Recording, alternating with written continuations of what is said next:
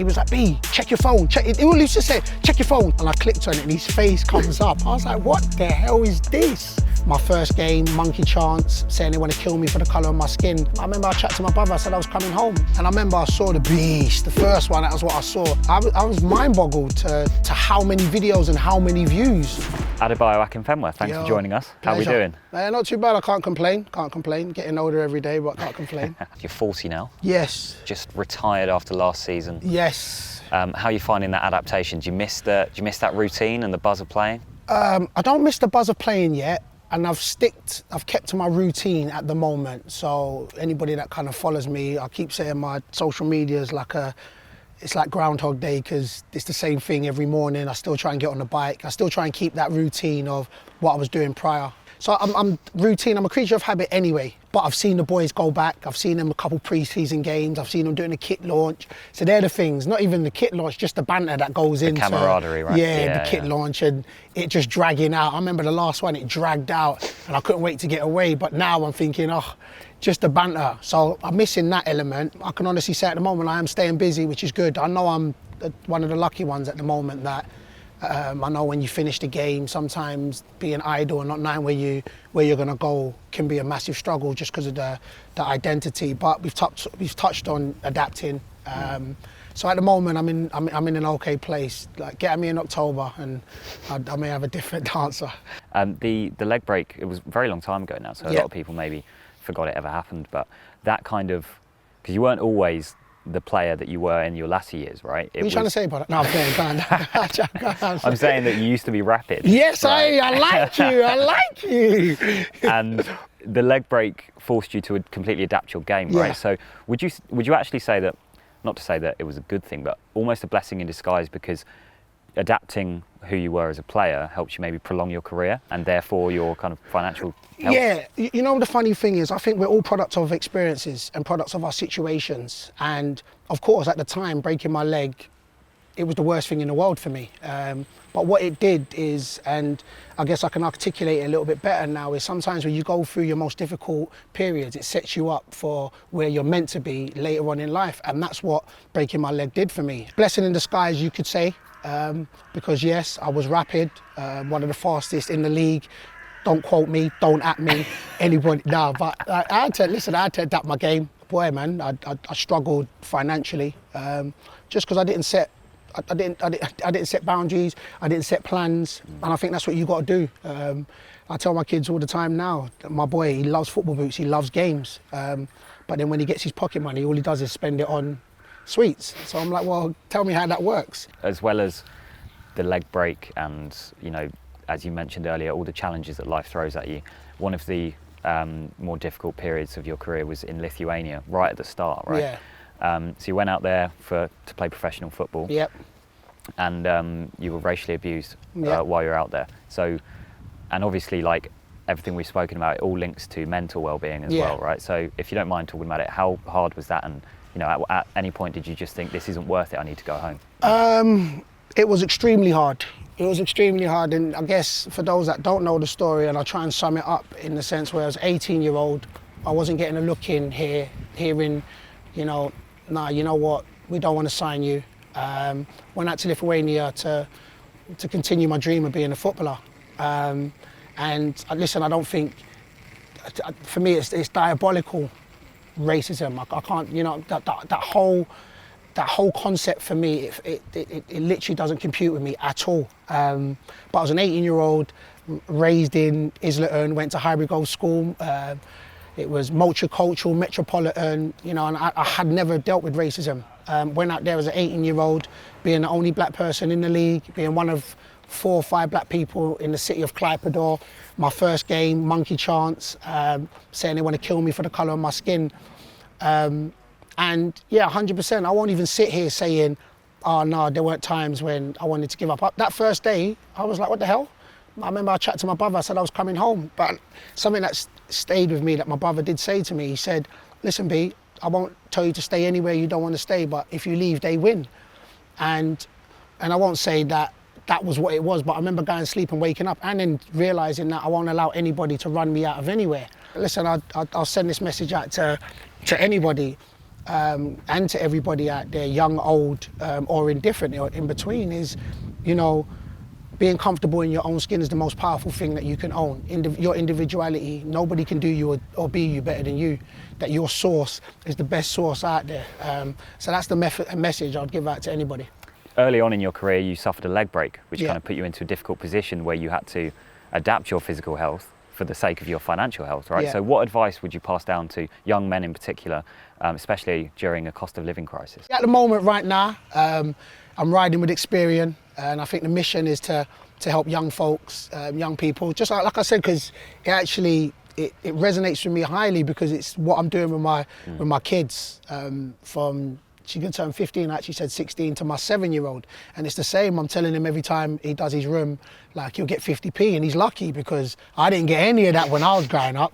But it's like when he wants stuff, you know, on PlayStation and that, he'll be like, look, Dad, if I do this, can I get this? And I'm like, so how much you got in your pocket money? So it'd be like that. So it's little and often ways of teaching them. So right now, it's me and Experian. We're taking on the world to help on young folks, prioritise their financial help, and go from there. So yeah, man, looking forward to it, man. Good times ahead. Next up, I've just got a few viral clips that I'd like you to watch and tell us the story behind them, essentially. All right, cool. Oh. Mad. I call him Hendo as well, by the way, you know what I'm saying? Because we cool like that. I said hit me up on WhatsApp. Jeez! Every single time he says that, it's the same feeling. It'll always give me goosebumps whenever I watch that, because the greatest, for me, footballing moment of my career, it was finished off with the manager of the team I've supported my whole life. And of course, it was just that. And anybody that knows me, I keep saying I'm probably the biggest kid I've got 5 kids, I'm the biggest kid in my household. And I speak how I feel whenever the time is. So if I'm really angry, you're gonna catch me being really angry. If I'm really excited or gassed, you're gonna catch me being really excited and gassed. That's just who I am. So, and I remember just saying that. And of course, because I touched on it, hit me up on WhatsApp, I think 4 years earlier, whenever I did it at the end of the Wimbledon game to get me a job, I was like, yo, this manager who won the league, hit me up on WhatsApp. And to come down, and of course, afterwards, I remember I came to my phone and I think I had 200 WhatsApp messages just saying congratulations, congratulations, just because of it was lockdown, nobody could go anywhere. So it was the most that I'd seen. And then in and amongst it, it was just a number. So at this time, I didn't have his number saved. I've got it saved now, but I didn't have his name. It was just a number saved. And I remember, like, my commercial manager, Duncan, he was like, B, check your phone. He always used to say, check your phone, because I looked at the numbers I knew. So I was like, what do you mean, check my phone? So I was scrolling, and I clicked on it, and his face comes up. I was like, what the hell is this? And I read it, and then that was it. My brother phoned me, like, my brothers came down outside Wembley, and it still sits as my best footballing moment. I said scoring at Wembley was one of them, but that, like, getting promoted to the champ, Klopp sending me a message. I mean, I respect the hustle, saying that, you know, live on TV at Wembley, most people would be in celebration mode, but not me. I knew I had to feed the kids out here. I was like, wait, bro, I think I'm technically unemployed. Listen, anybody needs a striker out here, go get it. Just hit me up on WhatsApp. And that, for me, is crazy because, like I said, anybody that knows me knows I just talk at the time, innit? And then afterwards I was like, oh snap, I just said that, or I just said it, like, is where it is. So yeah, and then of course, after the playoff final, I remember saying, look, I don't need a job, but Klopp can hit me up on WhatsApp. He's the only one that can hit me up on WhatsApp. And then to get to my phone, and he did. That one shows the testimony of the guy. He had just won the league with Liverpool. And then to be able to say, look, I want to go get the big man's number. And he, like, I know Hendo. So Hendo passed on my number, and he sent the message. So for me, that shows, like, who he is, what his character is. And then of course that just added to one of the greatest footballing moments of my career. Hendo seems like a good lad. Hendo's tops. Like, for me, whenever he gets when people want to chat, like, I'm just like, what? Like, I'm talking about on and off the pitch. Like, he's that guy. So I got nothing but high praise. And you know what I'm saying? I'll scrap for man that want to try and, they want to try and disrespect him and that. Like, You know what I'm saying? I'll scrap for Hendo, you get me? We call like that. How do you think you'd get on playing under Jurgen Klopp? Like, for me, I would love it. I just think he would say, big man, you don't run enough. I just think that, like, he reminds me of, like, I think he's got the same sort of energy as Gareth Ainsworth. I think, you know what I'm saying, they're rock and roll, they're unapologetically themselves. I think they make you want to run through walls for them. So on that aspect, I would just love to play under him. You know, you see how passionate he is. Like, I'm that kind of guy, you know, the big hugs, us against the world, but they run. And that's just where I can't.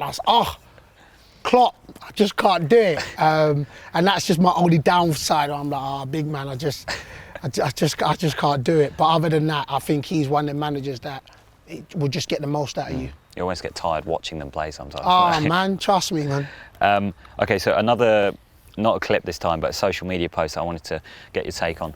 Kind of owning your own son on Twitter. Do you know what? What's going on here then? Let me tell you something. Like, and we was talking about this yesterday because he came home yesterday in a Man United shirt again, and like his mum's a Man United supporter, and his uncle's a Man United supporter, but my other boys are Liverpool. So, and I thought, you know what, not being funny, I'd be able to get him back. You know what I'm saying? I was like, yo, man, like, listen. Kids are very fickle at that age. Yeah, right? and that's what I actually honestly thought. I was like, I'll just tell him I'll buy him some boots or buy him, and he'll come over. But he is stubborn. Like, I have to really say to him, and I admire him. I admire him that he stands by it. He stands by Man United. So. Not easy at the moment. Yeah, but so when we played them, I said, look, you live and die by your decisions, son. I love you wholeheartedly, but best believe I will troll you like I troll any other Man United supporter. So he said, all right, Dad, cool. Then when we whooped them 5-0, he had his Man United bed pajamas. He held it like a baby to his bosom.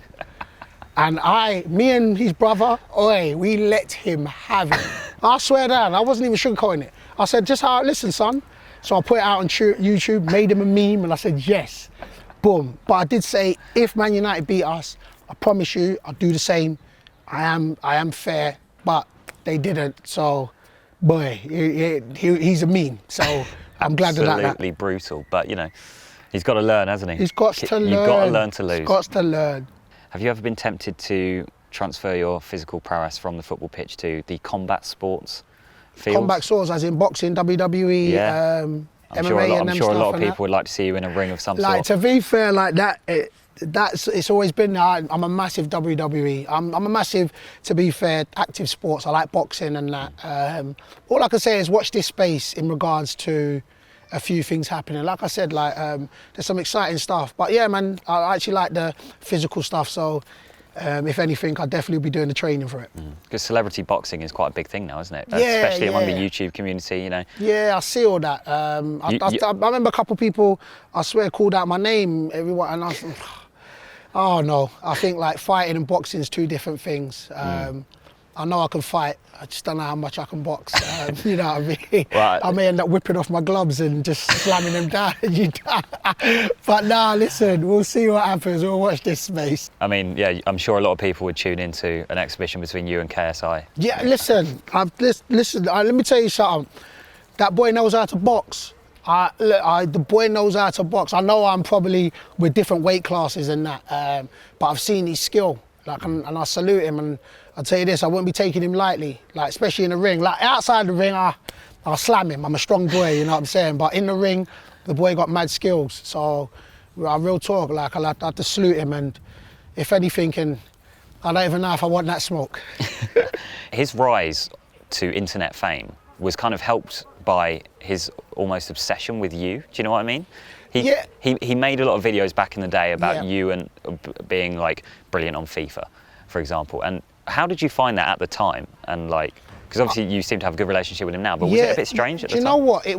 It's funny because I think older folks have caught up to it now, but I think when social media came out, it was a very young people's platform. So I wasn't even up to scratch on it. I remember, it's crazy for people who follow me now who knows I post quite a fair bit, but I actually weren't massive on, I had an alias Instagram, didn't have Twitter, didn't really have Facebook. I didn't have any of that. And then it was my brother he was a singer at the time, so he was all into the whole social media. And he's the one who informed me, listen, there's a video out there. And at the time it said it had 2 million views. I was like, what is this? And I remember I saw The Beast, the first one, that was what I saw, the KSI JJ's video. And I was mind boggled to how many videos and how many views. And that's why I pay so much homage. I got respect to KSI just for what he's done. Him as an individual, he's lived his life with no limitations, no restrictions. And every time somebody's told him he couldn't do something, he's went over and he's had success in it. So, and I also pay homage because he introduced me to an audience which I would have never have known about if it wasn't for him. And then, of course, when I realised the power of social media, I picked up the baton and kept on running with it. You know what I'm saying? But I honestly, and I can't speak highly enough of him because of it was a whole new experience initially. And then, of course, I've seen just what he's done like ever since. And man, he's big in the game, bruv. He's big in the game. Done you no harm, has it? Because where were you at the time? Northampton? Northampton. Yeah, and League 2, League 1? League 2. Right. It was League 2. But that kind of, especially among a sort of FIFA playing younger audience, made you one of the most famous players in the Football League. For me, I will never ever do it, and I don't think I could say it enough how much initially the KSI's videos took man to a whole nother platform. Yeah. There was a community. At the time, I wasn't playing FIFA. This is how much my man shifted me to a whole nother demographic. I think KSI is 27 or something like that. Could be around that age. I'm 40, so there's a whole big demographic that I would have never ever have been associated with. But that's what he did. The power of social media, the power of KSI, and his rise. And because he was initially, when he says it now, when he looks back at his earlier stuff, he's like, oh, it's very different, isn't it? It's very different now. But for me, it's nice because you look back at it and it was authentic, and I was part of that journey for him. And of course, I branched off and then ran my own path, but know the role he played in that. Bayo, thank you so much for your time. Pleasure was mine, my brother. Pleasure. Blessings. Cheers.